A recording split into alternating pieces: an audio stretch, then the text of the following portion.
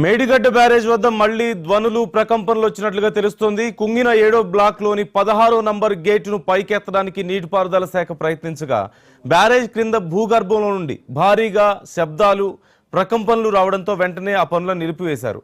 అక్కడ ఏర్పాటు చేసిన సెన్సర్లు సైతం శబ్దాలు ప్రకంపనలను గుర్తించి అలర్ట్ చేశాయి.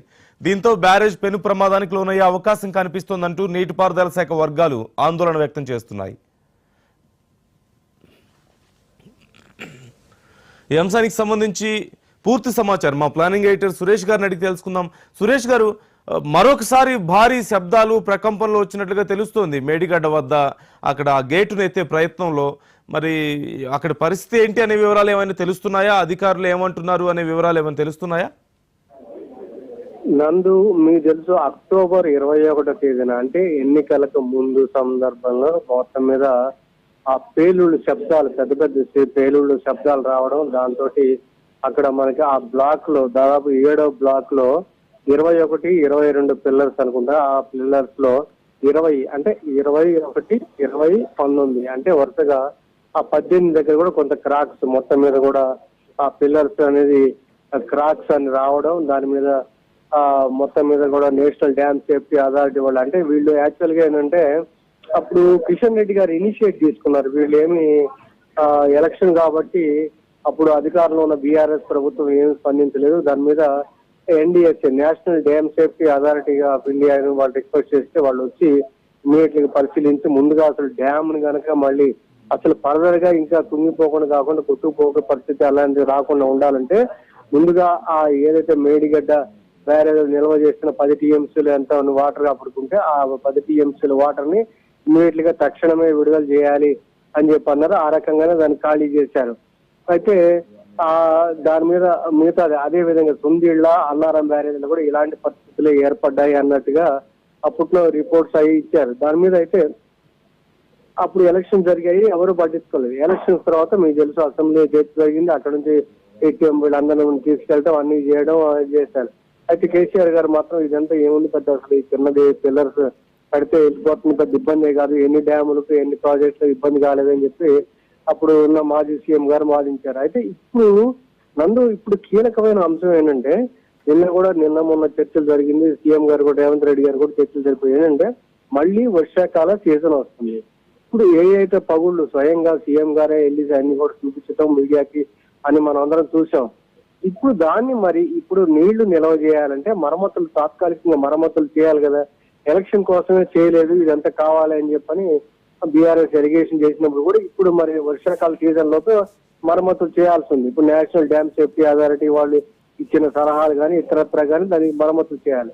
అందుకని దాంట్లో భాగంగానే బహుశా ఈ గేట్లు ఎత్తివేత అనేది చేసినట్టుగా మనం ఇప్పుడు అర్థమవుతుంది. దాన్ని బట్టి మళ్ళీ శబ్దాలు వచ్చాయి. మీకు అప్పుడు వాళ్ళు ఇచ్చిన దాంట్లో మనకి అంటే ప్రాథమిక రిపోర్టే, తర్వాత మనకి ఎక్కడెక్కడ లోపాలు జరిగాయి దాని మీద వాళ్ళు ఇంకా టీం చేశారని, కానీ ఆ ప్రాథమికంగా ఏంటంటే కింద ఇసుక అంటే ఆ రాఫ్ట్ అనేది 2 అంటే యాక్చువల్గా డిజైన్ ఒకటి, కన్స్ట్రక్షన్ ఒకటే అంట.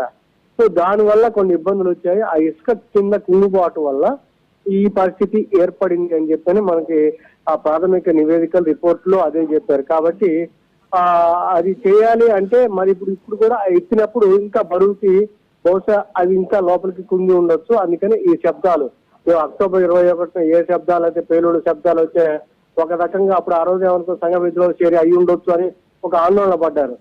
సో కాదు, ఇది ఈ రకంగానే ఆ కింద ఆ రాఫ్ట్ అనేది కిందకి దిగువకి వెళ్ళిపోవడం, ఆ రకంగానే మనం దీన్ని చూడాలి.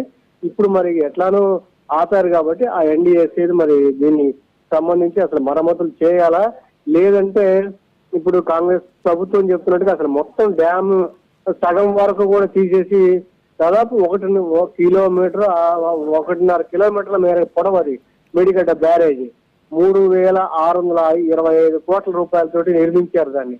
అంటే ఎల్ఎన్టీ వాళ్ళు ఏంటంటే ఇప్పుడు మాకేదో గ్యారంటీ ఏం లేదు, ఎందుకంటే మీరు ఆల్రెడీ మాకు అఫీషియల్ లెటర్ ఇచ్చేసారు, ఇదిగో మాకు మీరు డ్యామ్ సేఫ్టీ అన్నారు, 5 ఏళ్ళు అసలు ఎన్ని వర్షాలు కూడా వరదలను కూడా తట్టుకుంది అని చెప్పని వాళ్ళు ఆ గ్యారంటీకి వాళ్ళు ఎల్ఎన్టీ ముందుకు రాలేదు. ఎలక్షన్ ముందు ఒక మాట చెప్పారు కానీ ఎలక్షన్స్ అయిన తర్వాత దాన్ని ఎన్నికలేరు. కాబట్టి ఇప్పుడు అసలు మేడిగడ్డ బ్యారేజ్ ని మనం పునరుద్ధరించగలమా, పునరుద్ధరించాలంటే ఎన్ని ఎంత మేరకు ఎన్ని ఈ బ్లాక్స్ అంటే ఆ పిల్లర్స్ ఎన్ని పిల్లర్స్ తొలగించాల్సి వస్తుంది అనే దాంట్లో ఈ ప్రక్రియ మొదలు పెట్టారు.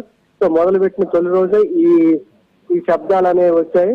సో మరింత టెక్నికల్ ఎక్స్పర్టైజ్ వాళ్ళందరూ సూచనలు సలహాలు తీసుకొని మరి ఏ మేరకు మరమ్మతులు అనేది ఇప్పుడు రేవంత్ రెడ్డి గారి ప్రభుత్వం తేల్చాల్సి ఉంది. ఆ రకంగానే తేల్చి ఈ సీజన్ లోపు నిర్మించగలిగితే పునరుద్ధరించగలిగితేనే నీరు నిల్వ చేయగలం. లేకపోతే కాళేశ్వరం ప్రాజెక్ట్ 1,00,000 కోట్ల రూపాయల పైకి ఖర్చు పెట్టిందంటే కాళేశ్వరం ప్రాజెక్ట్ పనికిరాని ఎందుకు పనికి రాకుండా మరొక సీజన్ వరకు ఆగాల్సిన పరిస్థితి ఏర్పడే అవకాశం ఉంది. నందు రైట్. అంటే ఇప్పటికే ఈ నీళ్ల విషయంలో కూడా చాలా ఇబ్బందులు అవుతున్నాయి కదా సురేష్ గారు. మొన్న ఈ మధ్య కూడా పంటలు ఎండిపోయాయి, నీళ్ళు అందలేదని చెప్పేసి చెప్పారు. ఇప్పుడు మరొకసారి ఈ గొడవ మళ్ళీ తెర మీదకి వచ్చే అవకాశం ఉంది కదా. అంటే రాజకీయంగా మరొకసారి మరింత చర్చ అయ్యే అవకాశం కనిపిస్తుంది.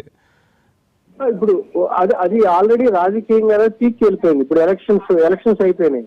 కానీ అసలు ఇప్పుడు ఈ పునరుద్ధరణ అనేది ఇప్పుడు నేను నందు ఏంటంటే ఇది కనుక పునరుద్ధరించాలంటే ఎన్ని బ్లాక్స్ చేయాలి. ఇప్పుడు అదే ఇప్పుడు వాళ్ళు 7వ బ్లాక్ లో అదే ఎక్కడైతే కుంగిందో అక్కడే కుంగింది. ఇప్పుడు మనకు ఒక అంశం నందు ఏదైతే ఆల్రెడీ కుంగిందో అది ఇంకా కుంగితే పర్లేదు, అంతవరకే మనం తీసి పునరుద్ధరణ చర్యలు చేపట్టవచ్చు. కానీ దాంతో పాటు ఇక్కడ వేరే కొత్త తోటల పగుళ్ళు వచ్చాయా అనేది మనం చూడాల్సింది. ఇంకా కొత్త తోట పగుళ్ళు వస్తే అంటే ఇంకా మనం తొలగించాల్సింది పిల్లర్స్ పునరుద్ధరణ అనేది ఇంకా గ్యాప్ పెరిగే అవకాశం ఉంది. కాబట్టి ఒక రకంగా మనకి రేవంత్ రెడ్డి గారు కానీ మన మినిస్టర్ గారు కానీ అఫీషియల్ చెప్పింది ఏంటి, అసలు మేడిగడ్డ బ్యారేజ్ పనికిరాదు అన్నారు.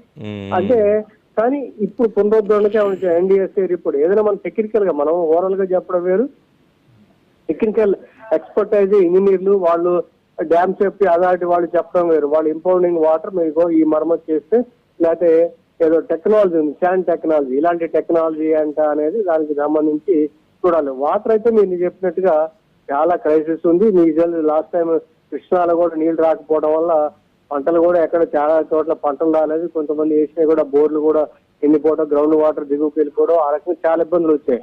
సో ఇప్పుడు కనీసం ఈ అంటే కుందిళ్ళ అన్నారం బ్యారేజ్ కూడా అసలు ఇంపౌండింగ్ చేయొచ్చా లేదా అన్నది కూడా ఒక అనుమానం. ఎందుకంటే మనం చూసాం సుందిళ్ళ అన్నారం బ్యారేజ్ కూడా లీకేజీలు చాలా ఎక్కువగా లీకేజీలు ఉన్నాయి.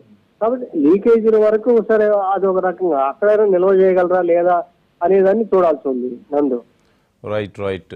థ్యాంక్ యూ సురేష్ గారు. మొత్తం మీద బ్యారేజ్ విషయంలో మరొకసారి గందరగోళం నెలకొంది. అలాగే భారీ నష్టం ఇప్పుడు ప్రభుత్వమే బేరు చేయాల్సిన పరిస్థితి. అవును.